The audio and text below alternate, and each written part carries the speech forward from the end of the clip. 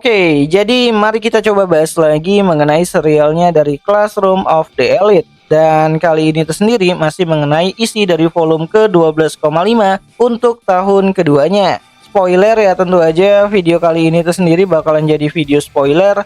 Jadi jika kalian itu tidak keberatan, yuk mari kita coba lanjutkan.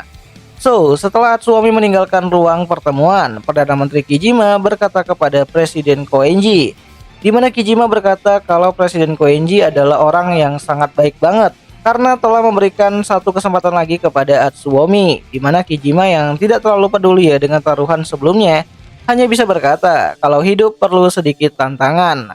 Dan Presiden Koenji menanggapinya dengan sangat senang hati, di mana Presiden Koenji juga berkata kalau ia akan segera pergi lagi nih ke luar negeri untuk urusan yang lebih penting. Jadi Presiden Koenji meminta kepada Tuan Kijima agar bisa menghubunginya jika hasilnya sudah keluar nanti. Dan saat anaknya menang nanti, ia akan senang hati untuk kembali lagi ke negara ini, yaitu Jepang. Di mana Kijima yang menjadi perantara taruhan tersebut itu hanya bisa berkata, dengan senang hati saya akan memberitahukan hasilnya nanti. So, di lain sisi Atsuomi yang baru saja keluar dari sekolah elit tersebut lantas masuk ke dalam sebuah mobil mewah berwarna hitam. Di mana pada saat itu Atsuomi sedikit kesal dengan situasi yang telah terjadi. Ia tidak mengira kalau Perdana Menteri Kijima sangat dekat banget dengan Presiden Koenji. Ya, saat sopir dari mobil itu bertanya bagaimana pendapat Atsuomi mengenai Perdana Menteri Kijima, Atsuomi hanya bisa berkata kalau rubah tua itu memang sangat kuat, di mana Atsuomi memastikan sendiri kekuatan yang dia miliki. Oh ya, orang yang bertanya dan menjadi sopir Atsuomi itu adalah karakter yang bernama Tsukishiro, musuh besar dari Ayano Koji Kiyotaka yang muncul pada akhir tahun pertama dan juga awal tahun keduanya. Nah, di sini Tsukishiro mengatakan kalau Tuan Kijima melihat ujian sebelumnya di sekolah elit tersebut dan tertarik dengan Kiyotaka, di mana Atsuomi juga melihatnya sih sebenarnya. Jadi pembicaraan mengenai Kiyotaka jadi jembatan Atsuomi untuk bisa menilai seberapa besar kekuatan dari Kijima. Ya, Atsuomi melihat rekaman ulang dari ujian tersebut berkat kemampuan dari si Tsukishiro yang ternyata mendapatkan salinan video ujian tersebut dari kaki tangannya yang masih berada di sekolah elit tersebut. Ya, masih aktif dan juga bersembunyi di antara para staf sekolah. Di mana menurut Tsukishiro, data yang dikumpulkan akan sangat tidak berguna jika tidak digunakan. Ya, di sini Tsukishiro mengatakan kalau ia telah melihat ujian sebelumnya. Dan seperti biasa, Ayano Koji mampu bertarung dengan cara yang tidak normal. Bahkan dia menggunakan perasaan wanita untuk bisa menang. Sangat mirip seperti Atsuomi lakukan dahulu, di mana setelah menjelaskan bantuannya kepada Atsuomi, Tsukishiro menghancurkan hasil rekaman tersebut yang terdapat di dalam sebuah flash disk. Nah, di sini Tsukishiro juga menanyakan mengenai tentang keberadaan Presiden Koenji, di mana Atsuomi berkata kalau Koenji adalah orang yang sangat sulit didekati. Terlebih lagi ia sangat dekat dengan Perdana Menteri Kijima. Ya, dengan kerjasama Koenji dan juga Kijima, Atsuomi berkata kalau kondisi dari partai warga akan sangat aman di posisi yang sekarang ini untuk 1 dekade ke depan. Kecuali jika ada hal yang tidak terduga terjadi yang memicu revolusi parlemen seperti apa yang Atsuomi harapkan. Nah, di sini Atsuomi berkata kalau ada satu kesempatan lagi yang tidak ingin dia lepaskan, di mana kesempatan itu berhubungan dengan Kiyotaka. Ya, seperti yang sudah kalian ketahui kalau pertarungan sabung anak akan jadi cara lain ya bagi Atsuomi untuk bisa mendekati si Koenji, atau lebih tepatnya itu adalah Presiden Koenji. Di mana Atsuomi berkata kalau ia tidak menyangka situasi di mana Kiyotaka bisa berguna akan muncul secepat ini. So, kembali lagi ke situasi Ayano Koji, di mana setelah pertemuan 3 arah selesai, Ayano pulang ke kamarnya dan mencoba untuk memasak nasi.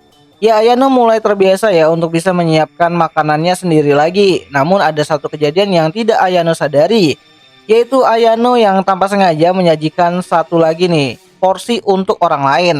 Ya, orang lain itu adalah Kei Karuizawa yang sudah tidak pernah lagi datang ke kamarnya si Ayano. Di mana barang-barang milik pribadinya si Kei juga sudah diambil ya oleh satu dan juga teman-temannya secara bertahap. Dan kini kamarnya Ayano kembali lagi kosong seperti dahulu kala. Nah, sambil menyelesaikan makanannya dan menonton televisi, satu pesan masuk ke HP-nya si Ayano Koji. Di mana pesan tersebut itu berasal dari Horikita, di mana Horikita meminta Ayano untuk bisa bertemu hari ini. Di mana pesan lain juga dikirim Horikita dengan menyebutkan, pasti terasa hampa saat kamu baru saja ditinggalkan oleh pacarmu. Ya, membaca pesan itu Ayano berpikir kalau rumor putusnya Ayano dan Kei sudah mulai menyebar di lingkungan para gadis-gadis. Dan sekali lagi, Ayano cukup terkejut dengan jaringan para gadis yang sangat cepat banget di sekolah elit tersebut. Nah, singkat cerita, Ayano membalas pesan itu dengan berkata kalau setelah pukul 10 ia punya waktu luang.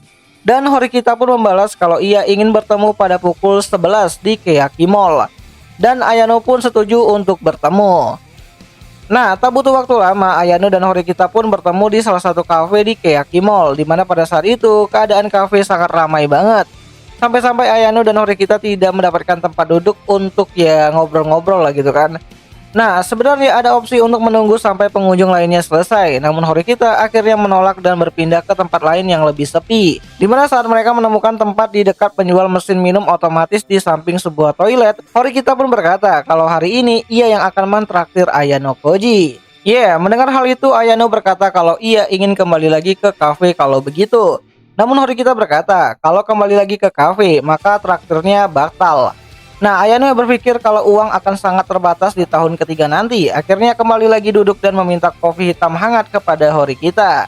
Namun Horikita malah membeli minuman yang sama yang ada di mesin minum otomatis di dekat mereka. Horikita pun berkata, minumlah selagi masih hangat. Kamu pasti akan bisa menikmati perasaan sebagai seorang lajang. Dimana Ayano yang mencoba meminum itu lantas mulai bertanya, jadi apa alasanmu mencoba memanggilku saat ini? Dimana Horikita sekali lagi bertanya, apakah kamu benar-benar putus dari Karuizawa? Dimana jika melihat mukamu pada saat ini, aku merasa meragukan hal tersebut. Nah, Ayano yang mendengar hal tersebut lantas berkata, iya, itu benar. Dari mana kamu mengetahuinya? Dan Horikita pun berkata, dari Kushida. Kushida mengatakan kalau Ayano Koji telah putus dari Karuizawa Kei. Dimana Kushida berkata seperti itu sambil terlihat sangat senang banget dan juga bahagia. Di mana Horikita berkata kalau Kushida mengatakan bagaimana Ayano dan juga Karuizawa bisa putus. Di mana Kushida menceritakan kalau Ayano Koji memohon dan bersujud di kaki Karuizawa untuk tidak jadi putus. Namun Karuizawa mencapakan Ayano Koji. Ya, begitulah kata Kushida. Di mana mendengar hal itu Horikita tidak menyangkanya. Orang setenang Ayano akan melakukan hal tersebut. Namun meski begitu, sebagai teman dekatnya Ayano, Horikita ingin mempercayai kejadian tersebut karena bakalan sangat lucu banget gitu. Ya, tentu aja butuh waktu beberapa detik sebelum akhirnya Horikita mengakui kalau itu hanyalah sebuah candaan. Di mana Horikita berpikir kalau sepertinya Kushida tidak mengetahui dengan jelas bagaimana Ayano dan juga Kei bisa putus. Nah, jadi kurang lebih seperti itulah lanjutan dari akhir pembicaraan Atsuomi dan juga Presiden Koenji serta Horikita yang ingin menghibur Ayano yang baru saja putus dengan Kei Karuizawa. Dan untuk isi dari pembicaraan Ayano Koji dan juga Horikita akan aku coba lanjutkan lagi pada video yang selanjutnya. Jadi jangan lupa ketik di kolom komentar bang lanjut bang gitu kan. Dan akhir kata itu aja lah dulu mengenai video singkat kali ini. Dan jika ada yang salah aku minta maaf dan sampai jumpa di pembahasan anime lainnya. Jani.